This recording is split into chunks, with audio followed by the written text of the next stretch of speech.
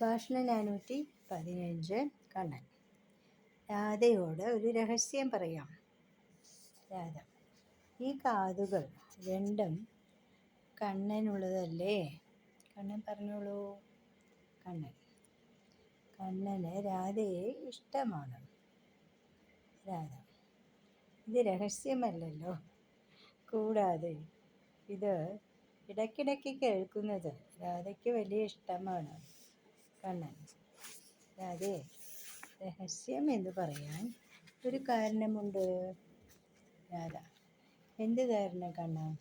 കണ്ണൻ: രാധയ്ക്ക് രഹസ്യം കേൾക്കുന്നത് ഇഷ്ടമാണോ എന്നറിയാനാണ്.